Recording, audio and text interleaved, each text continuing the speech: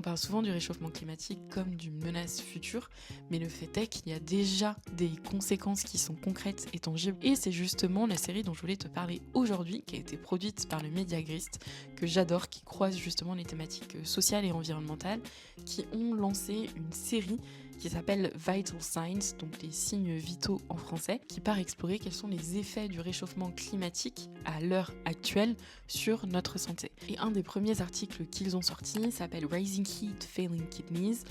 et donc les températures augmentent et nos reins lâchent et se concentrent sur l'impact qu'a justement ce réchauffement climatique sur la santé des migrants. Et je genre volontairement au masculin cette phrase, puisqu'en fait dans tout l'article, le média part à la rencontre de jeunes hommes qui ont environ la trentaine au Népal, qui ont émigré dans les États du Moyen-Orient, donc majoritairement l'Arabie Saoudite, le Qatar, etc.,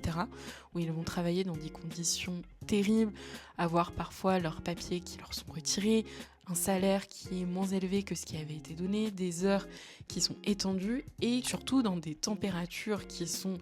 infiniment hautes, qui peuvent atteindre les 50 degrés, ce qui va petit à petit avoir des conséquences sur leur santé. Et beaucoup de ces travailleurs vont être touchés par une maladie chronique qui détériore l'état de leurs reins, dont les symptômes au début sont assez faibles et passent inaperçus jusqu'à ce qu'il soit trop tard, et où soit ils vont mourir sur place et leurs familles ne seront pas indemnisées, soit ils seront renvoyés directement dans leur pays d'origine, donc ici le Népal, puisque c'est vraiment le focus de l'article,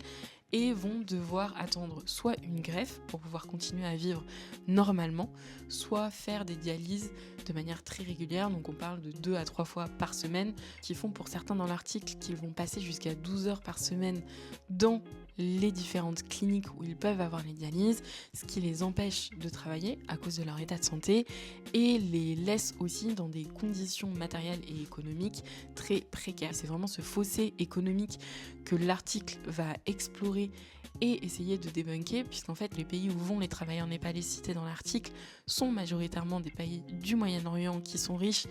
et qui alimentent le réchauffement climatique de par leur exploitation de leurs matières premières qui n'est autre que des énergies fossiles, et qui vont ensuite les exploiter pour construire des infrastructures qui vont continuer d'alimenter ce système capitaliste. Par exemple, en Arabie Saoudite, en 2034, il y aura la Coupe du Monde de football, et ce sont des travailleurs, notamment népalais, qui sont employés pour pouvoir construire un stade à moindre coût. Il y a aussi la création d'un parc Disney à Abu Dhabi qui est en cours de construction,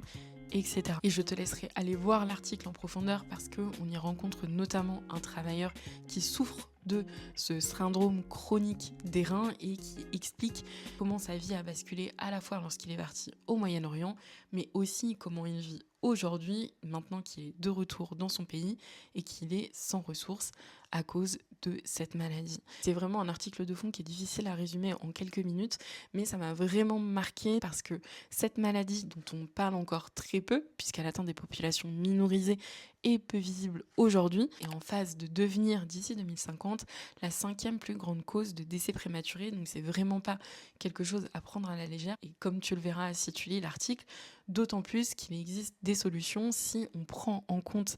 à la fois cette évolution des températures à laquelle nous sommes confrontés, mais en plus si on prend véritablement à cœur les conditions de vie et de travail de ces personnes qui sont déjà touchées par le réchauffement climatique et qui ensuite le subissent aussi de nouveau au quotidien dans leurs conditions d'emploi. Anyways, c'est tout pour aujourd'hui, je te dis à très vite au bord du bassin.